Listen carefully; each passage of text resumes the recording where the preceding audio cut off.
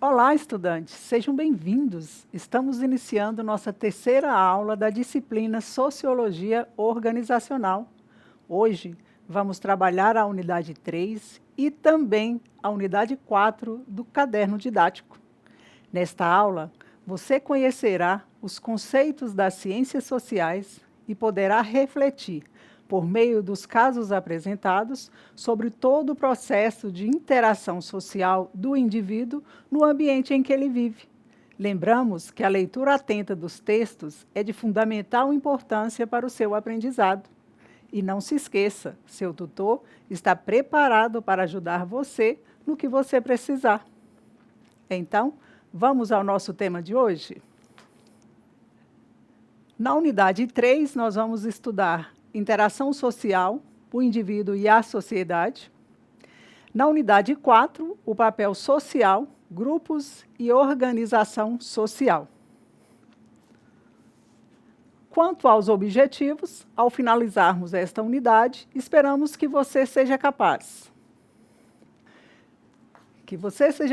de discutir os conceitos das ciências sociais referentes à construção das relações sociais do indivíduo na sociedade e também entender o processo de interação social do indivíduo no ambiente em que ele vive, como e onde ocorrem as suas implicações nos diferentes contextos. Para começar, pegamos a frase de Theodore Roosevelt, que diz: o mais importante e simples ingrediente na fórmula do sucesso é saber como se dar bem com as pessoas. O tema inicial da nossa aula é o indivíduo e a sociedade. Citando Jung, Fiorelli afirma que todo sujeito possui uma disposição para a individualização, o que significa tornar-se um ser homogêneo, ímpar, único, pensamento extremamente moderno, adepto, por exemplo, às práticas de gestão pela qualidade total, onde se identifica que cada indivíduo, principalmente o cliente, é singular e, por isso, deve ser tratado de modo diferenciado. Fiorelli afirma ainda que cada indivíduo é diferente e sua personalidade evolui em direção a uma unidade consolidada com a capacidade de diferenciar-se de todas as demais. Entretanto, ele ressalta que essa individualização não deve ser confundida com isolamento, pois, para atingir esta individualização e se diferenciar dos demais, é necessário um relacionamento profundo e emocional com outra pessoa para se descobrir. De acordo com Kurt, psicólogo alemão, autor da teoria dos campos psicológicos, na qual expõe o ser humano como um componente no interior de um campo de forças com o qual se relaciona, influencia e sofre seus efeitos. Kurt parte do princípio de que o ser abala a organização e adquire sua influência. Com isso, modifica sua atitude, maneira, conduta e visão de mundo, resultando no desempenho de papéis e nas diversas interações das experiências compartilhadas. Veja que a constante alteração das relações entre os indivíduos estimula contínuas modificações em suas concepções. Por outro lado, as interações indivíduo-sociedade também mudam dinâmica e constantemente, obrigando cada um a se reformular continuamente com relação a seus modos e suas maneiras, para conseguir conviver com essas mudanças. Portanto, logo ao nascer, mesmo ainda não se utilizando da linguagem oral, o indivíduo está estabelecendo uma relação com outra pessoa e reconhecendo o meio em que vive. Isso nos permite afirmar que, desde o nascimento, o indivíduo é um ser social em desenvolvimento e suas manifestações ocorrem devido à existência de outro social. Como afirma Vygotsky, o comportamento do homem é formado por peculiaridades e condições biológicas e sociais do seu crescimento. Assim, o ser humano se envolve em ambientes diferentes, pois ele não vive isolado. Em torno de um propósito comum, os indivíduos reúnem-se em grupos e participam dos mesmos por se sentirem acolhidos e importantes. A comunicação ela é essencial para que as pessoas se realizem como seres sociais e para criar vínculos. Neste sentido, a escola é um espaço verdadeiro para construir e compartilhar conhecimento. Mesmo a criança participando do grupo familiar e afim, antes de ingressar na escola, é no ambiente escolar que o processo de interação em grupo se fortalece e diferencia essa experiência de qualquer outra vivida até então. Melo e Teixeira afirma que o conhecimento não está nem no sujeito, nem no objeto, mas na interação entre ambos, entre sujeito e objeto.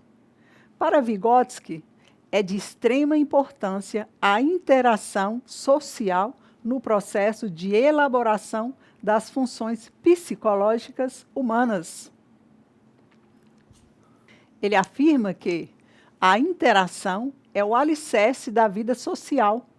Pessoas são indivíduos sociais gerados por sistemas interativos, onde existe a ação recíproca. A interação tem ainda o papel de socializar pessoas e formar suas personalidades. Consistem em interação social as relações religiosas, esportiva, social, familiar, política, cultural, econômica, educacional e pedagógica, como outras também. Então, toda a história pessoal e coletiva dos seres humanos está relacionada ao seu convívio social. Dessa maneira, o homem cria modos de se relacionar com o mundo. Para compreender o desenvolvimento, pense que ele não pode ser alegado meramente por fatores biológicos. O desenvolvimento acontece a partir de variadas ações e de elementos que se estabelecem ao longo da vida do indivíduo, sendo a interação com outras pessoas crucial na formação individual. Portanto, são processos sociais básicos. A cooperação, a competição e também o conflito. Na cooperação estão as ações conjuntas, exemplificadas pela divisão social do trabalho. Na competição, ocorre a disputa por bens e vantagens limitadas, regulação, e a saída para evitar conflito, competição consciente, rivalidade, conflito. O conflito em si, ele é periódico e intermitente devido ao grau de tensão social que envolve os indivíduos. Ele pode também aliviar tensões internas. Exemplo, litígio, duelo, revolução, guerra, dentre outros. Temos também a acomodação e a assimilação. Na acomodação, ocorre a redução de situações de conflito, sem que haja mudança de sentimentos ou atitudes. O conflito fica controlado por coerção, tolerância, compromisso ou acordo, conciliação. Já a assimilação é um processo profundo e durável de alteração dos modos de pensar e agir, que garante solução permanente para os conflitos. Então, grupos diferentes, eles se tornam semelhantes. Como exemplo, a aculturação e a conversão. Segundo Berger, em seu trabalho de 1995, é o conceito de controle social um dos mais utilizados na análise social. Para esse autor, o controle social refere-se aos vários meios usados por uma sociedade para enquadrar seus membros recalcitrantes, ou seja, aqueles indivíduos que teimam em não se enquadrar nas normas sociais estabelecidas. Berger afirma ainda que toda sociedade deve dispor de controle social. Mesmo um pequeno grupo que se encontra ocasionalmente deve utilizar-se de mecanismos que o mantenha ativo por mais tempo.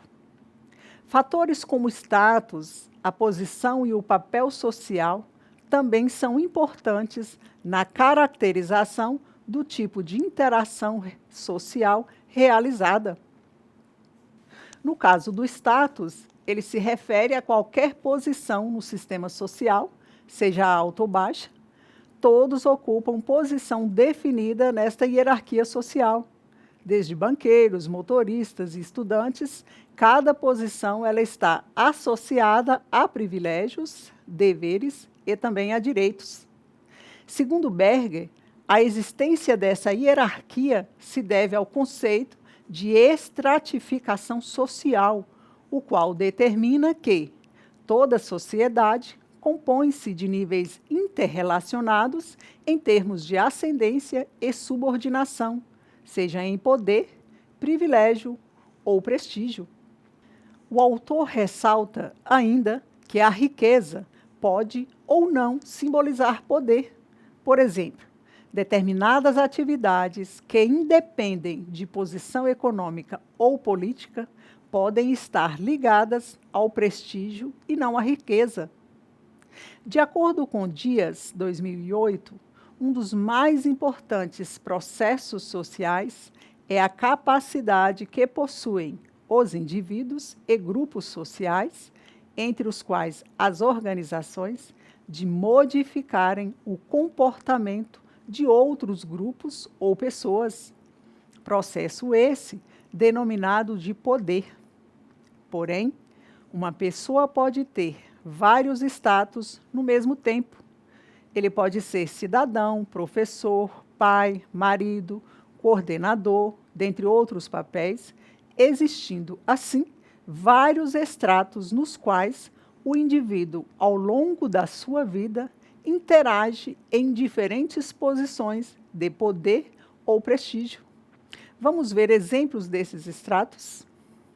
Como exemplo, nós podemos citar a família, que é a primeira exposição, que é onde reproduzem para os filhos ou filhas os valores, normas e costumes por meio da transmissão cultural.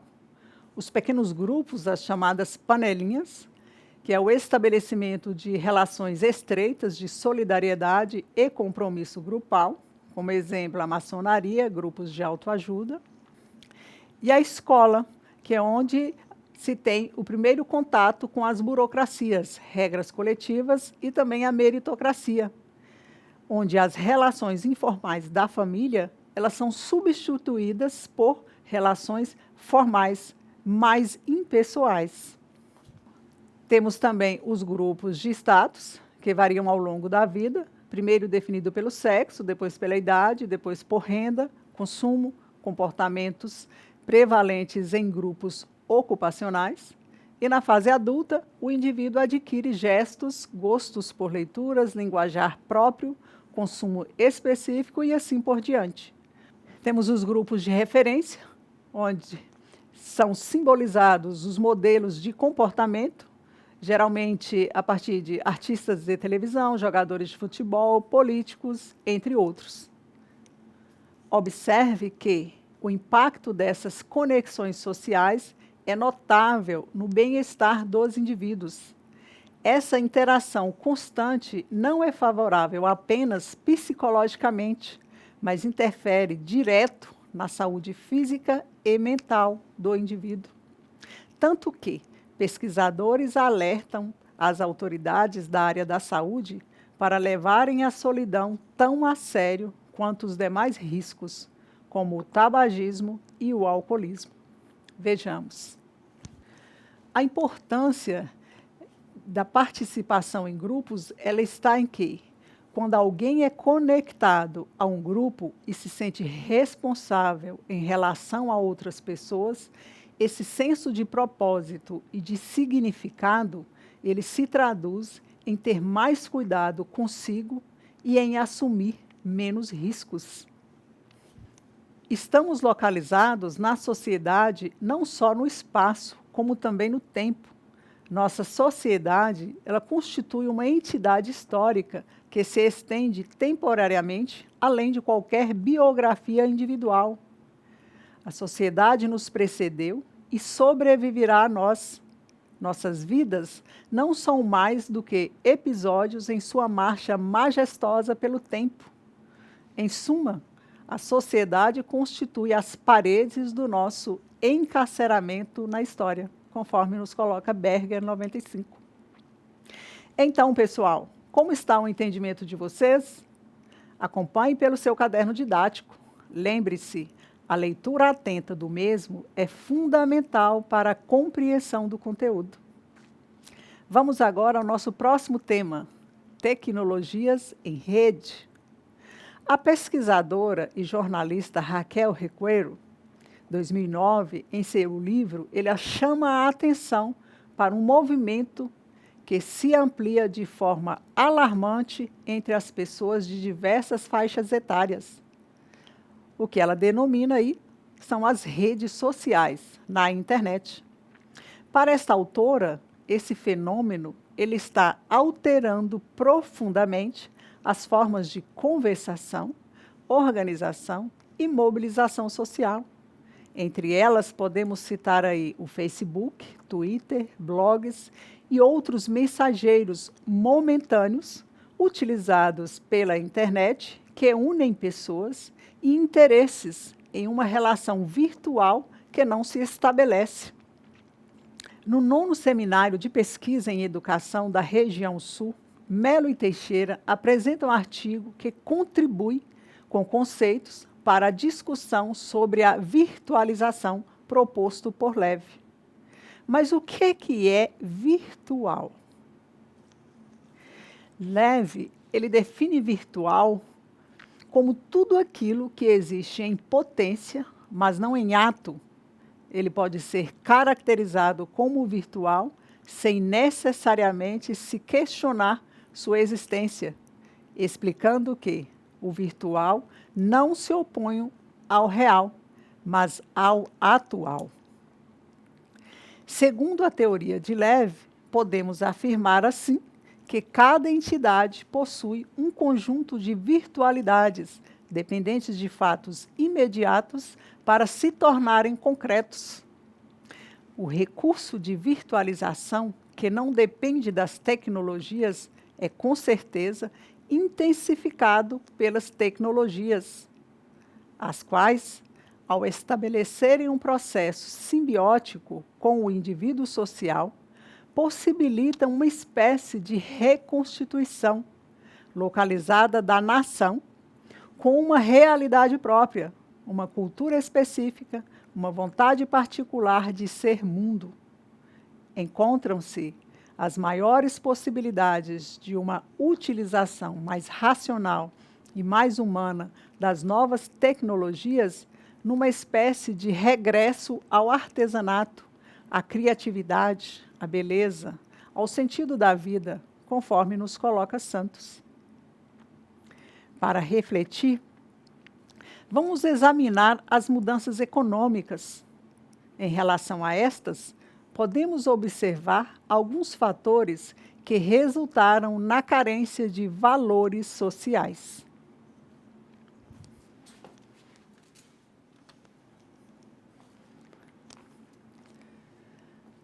Segundo esse autor, alguns fatores foram importantes para resultar nesta carência de valores sociais em que vivemos. Ele cita a estrutura familiar que se modificou, tendo os pais mais ausentes devido à necessidade de trabalhar. Cita também a redução no tamanho da família. Quanto menos pessoas, menor é a oportunidade de aprender habilidades de cuidado com o outro. E também ele cita a influência negativa da mídia e dos colegas, onde, na ausência da estrutura familiar, as crianças aprendem com modelos da mídia e de seus colegas, ambos, na maioria das vezes, não contribuem de forma positiva para esta socialização. Segundo Vygotsky, nós nos tornamos nós mesmos através dos outros. E chegamos ao final da nossa unidade 3. Vamos recordar o que estudamos nesta unidade? Aprendemos que a vida social esmagadoramente regula o comportamento dos seres humanos, em grande parte porque eles não têm os instintos que norteiam mais o comportamento animal. Percebemos também que os seres humanos, portanto, dependem de instituições sociais e de organizações para informar suas decisões e suas ações. Também aprendemos que, entre as estruturas organizacionais mais básicas, encontramos as instituições econômicas, as religiosas, as educacionais e as políticas. E entre as instituições mais especializadas, temos a família, a comunidade, os militares, os grupos de pares, clubes, associações e os voluntários. Agora é o momento de vocês conferir o seu aprendizado. Para tanto, realize a atividade proposta ao final desta unidade 3, que está no seu caderno didático. E lembre-se de que, se precisar de auxílio, seu tutor poderá ajudá-lo. Portanto, agora vamos ao estudo da nossa unidade 4. A partir de agora, você aprenderá sobre o papel social e os grupos dentro da organização. Lembre-se de que estamos aqui para ajudá-lo no que for necessário. Então, vamos conhecer os objetivos desta unidade? Ou seja, ao final desta unidade, você deverá ser capaz de compreender como os indivíduos exercem os papéis sociais através dos grupos sociais. Você também deverá ser capaz de analisar como os grupos sociais podem influenciar a dinâmica das organizações da sociedade. Então, vamos começar essa unidade definindo o que é papel social. Papel social, segundo Fernandes, é um conjunto de funções que cada indivíduo desempenha em consequência do status que ocupa.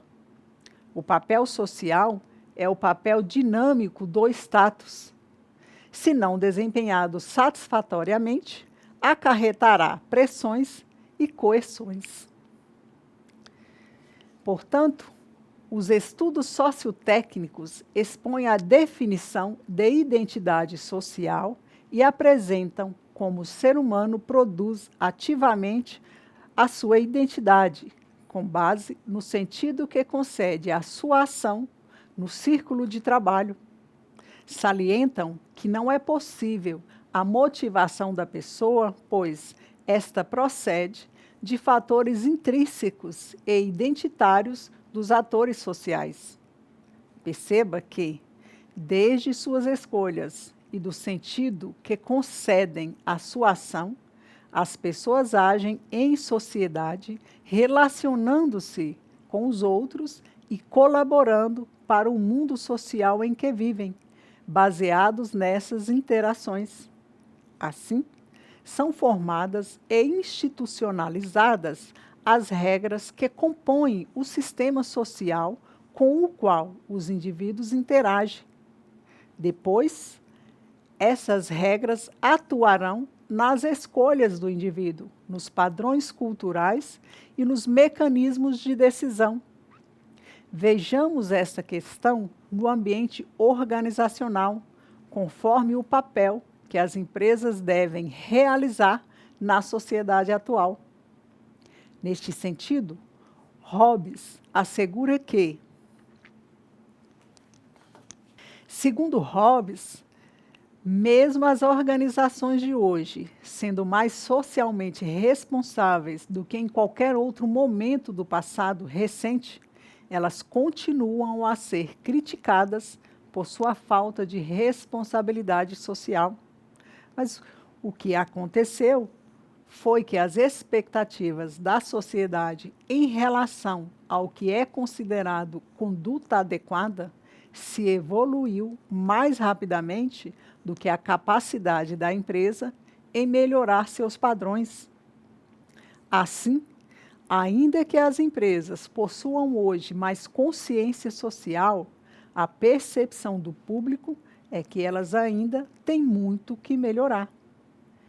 Sob a perspectiva sociológica, ainda discutida em Berg, a relação do homem com a sociedade, ela não deve ser encarada como entes antagônicos, ou seja, em constante luta pela libertação.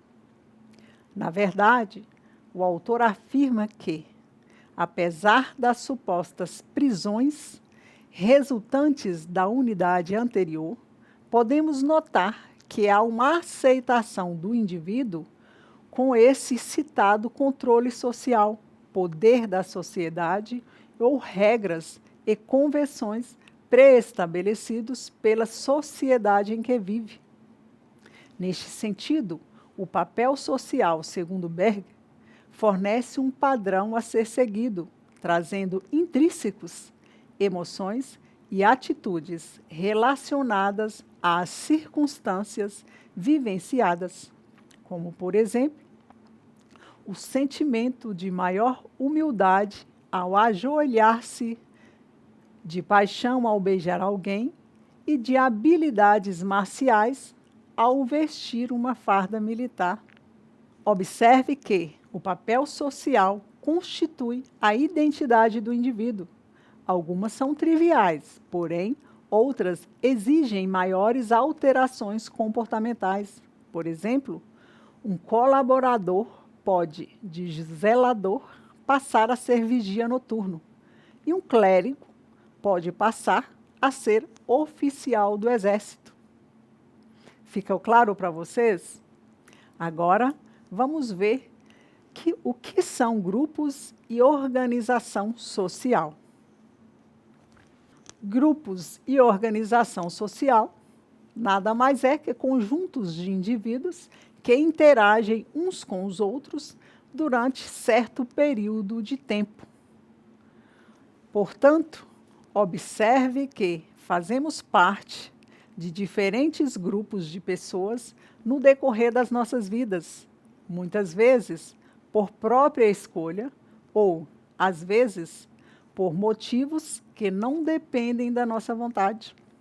Dessa forma, entramos e saímos de diversos grupos sociais, os quais, com certeza, influenciam na formação de nossos valores, da nossa educação e de nossas visões de mundo. Assim, a sociologia considera-se que exista grupo social quando, para a sociologia, o grupo social ele existe quando se dividem em grupos primários, onde estão localizados a família, amigos, amigos de infância, de escola, ou seja, pessoas com quem o indivíduo interaja mais pessoalmente. E grupos secundários, são os colegas em geral, vizinhos, professores, patrões, motoristas, entre outros, ou seja, são pessoas com as quais o indivíduo trata de maneira impessoal por não ter pouco ou nenhum contato íntimo, restrito. Ademais, é importante notar que há um grupo, mesmo que não se encontrem próximos os comportamentos. Ademais, é importante notar que há um grupo, mesmo que não se encontrem próximos os componentes. Como exemplo, vamos citar a sala de aula e a família. São grupos que não se desfazem quando ficamos longe do espaço físico e dos componentes. A classe e a família não se desfaz por si, mas permanece como grupo. E no caso da família, mesmo os componentes distantes fisicamente, ainda permanece o sentimento de pertencer a esse grupo na consciência de cada um. Portanto, a sociologia considera grupos sociais, ou seja, a sua existência, quando um determinado conjunto de indivíduos tenha relações estáveis, objetivos e interesses comuns, e também sentimentos de identidade do grupo, criado por meio de um contato sucessivo. São sentimentos compartilhados e solidez nas relações interpessoais pertencentes a uma mesma unidade social, são situações suficientemente favoráveis para a existência do grupo social.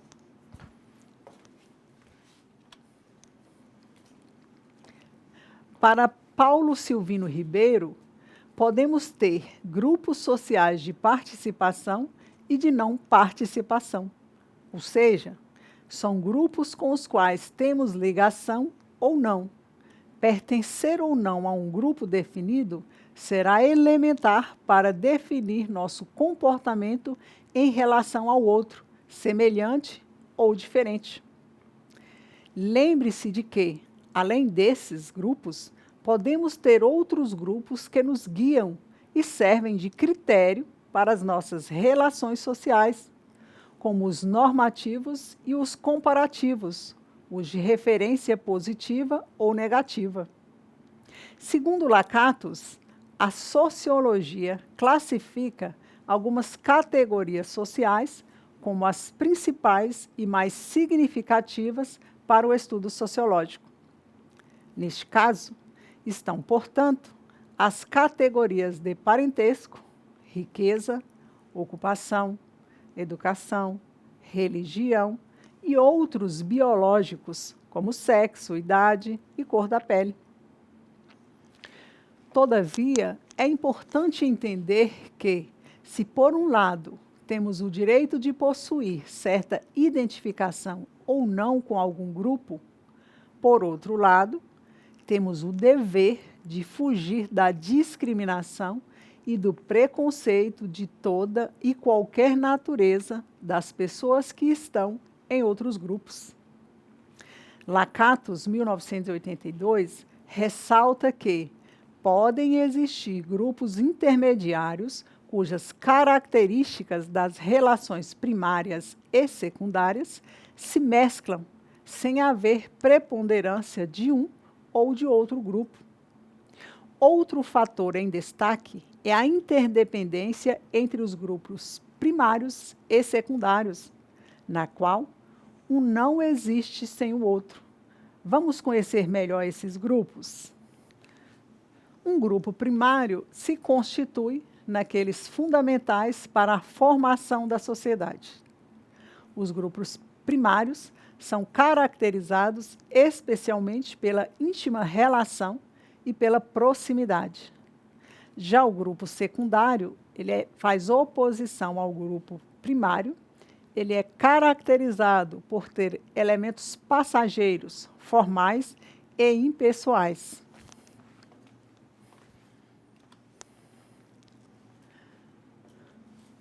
Os grupos informais são aqueles em que pertencemos por uma série de fatores, sem uma regra ou norma.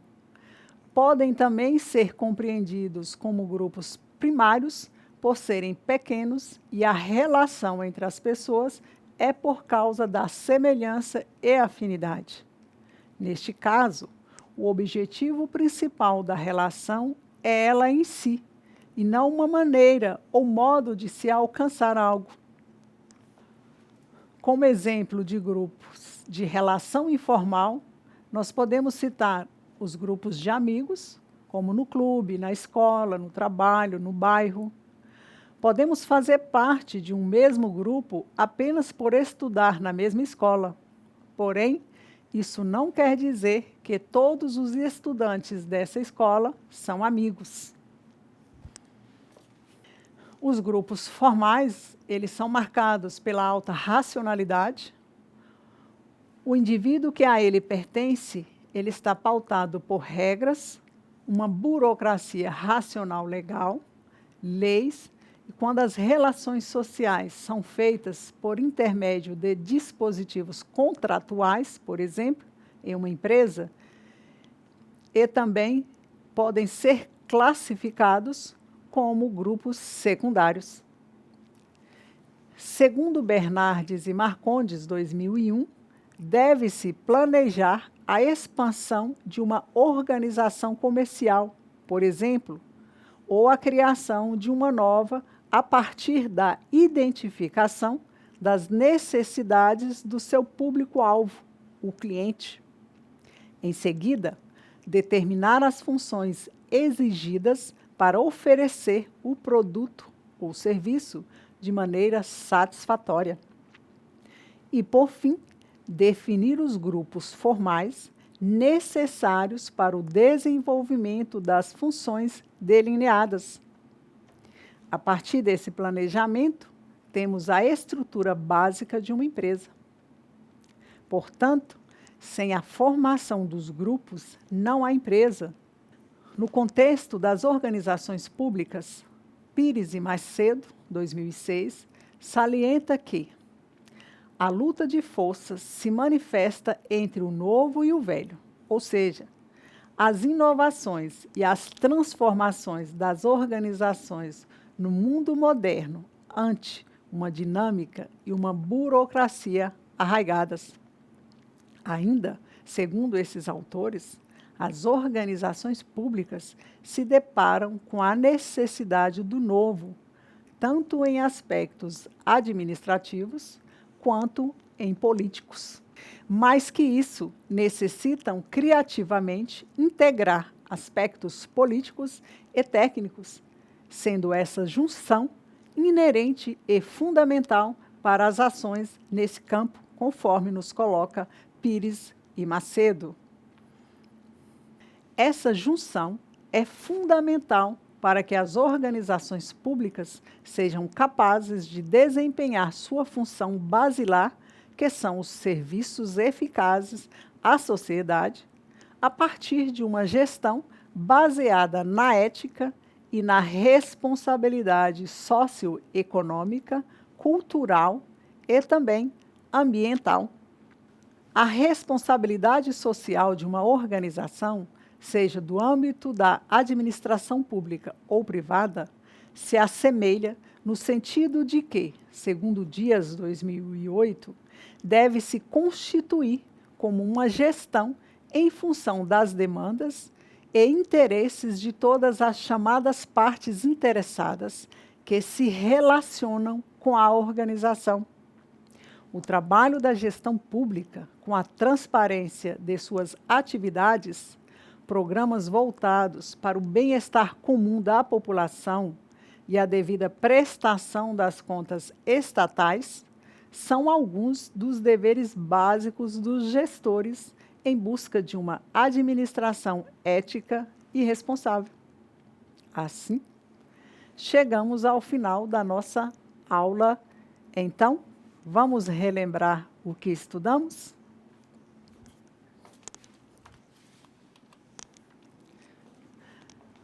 Nós vimos que os grupos formais são grandes e dizem respeito a relações entre pessoas por interesses em comum, sendo o objetivo principal a interdependência.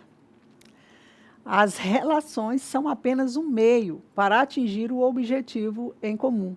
Dessa forma, não tem o mesmo grau de permanência que nos grupos informais. Vimos também nesta unidade que o papel social é um conjunto de funções que cada indivíduo desempenha em consequência do status que ocupa nesta sociedade. Portanto, o papel social é o papel dinâmico do status. Entendemos que, se esse papel não for desempenhado satisfatoriamente, Isso poderá acarretar pressões e correções. Agora é o momento de você conferir o seu aprendizado. Para tanto, realize as atividades propostas no final desta unidade 4 do seu quaderno didático e lembre-se de que, se precisar de auxílio, seu tutor poderá ajudá-lo. Assim, ótimo trabalho para vocês!